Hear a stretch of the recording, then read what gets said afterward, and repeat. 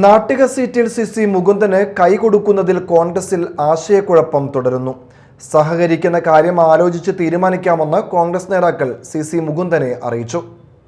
മുകുന്ദനുമായി സഹകരിക്കുന്നതിൽ പ്രാദേശിക എതിർപ്പ് ശക്തമാണ്. ഇതിനാൽ തന്നെ പെട്ടെന്നൊരു തീരുമാനത്തിലേക്ക് എത്താൻ കോൺഗ്രസിനായിട്ടില്ല. CPI വിട്ട സി മുകുന്ദൻ MLA ദില്ലിയിൽ KPCC അധ്യക്ഷൻ സണ്ണി ജോസഫുമായും രമേശ് ചെന്നിത്തലയുമായും കൂടിക്കാഴ്ച നടത്തി. സഹകരിക്കുന്ന കാര്യം ആലോചിച്ച് തീരുമാനിക്കാമെന്ന് കോൺഗ്രസ് നേതാക്കൾ സി മുകുന്ദനെ അറിയിച്ചു. കോൺഗ്രസിനോട് സഹകരിക്കാനുള്ള താൽപര്യം മുകുന്ദൻ നേതാക്കളെ അറിയിച്ചു.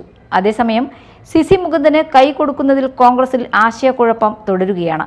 മുകുന്ദനുമായി സഹകരിക്കുന്നതിൽ പ്രാദേശിക എതിർപ്പ് ശക്തമാണ്.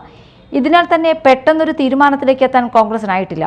സി മുകുന്ദൻ അടക്കമുള്ള നേതാക്കൾ ദില്ലിയിൽ വരുന്നത് സ്വാഭാവികമാണെന്നും നേതൃത്വം മുകുന്ദനെ വിളിപ്പിച്ചോ എന്ന് അറിയില്ലെന്നുമാണ് KC വേണുഗോപാൽ പ്രതികരിച്ചത്.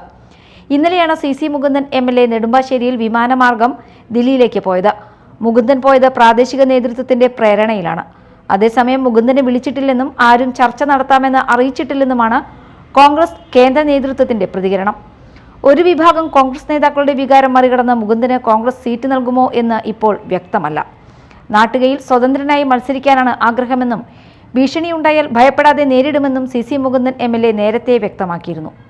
മുകുന്ദനെതിരെ പ്രാദേശിക കോൺഗ്രസ് നേതൃത്വം രംഗത്തെത്തിയിട്ടുണ്ട്.